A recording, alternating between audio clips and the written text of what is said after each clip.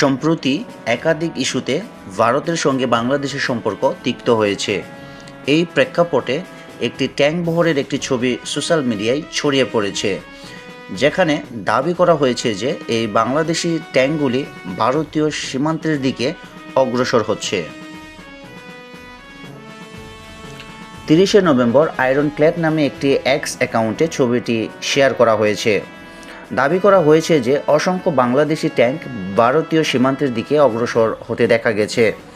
যাই হোক, fact watch উল্লেখ করেছে যে এই ছবিটি 2017 সাল থেকে বাংলাদেশের সামরিক সক্ষমতার ওপর বিভিন্ন প্রতিবেদনে ব্যবহার করা হয়েছিল।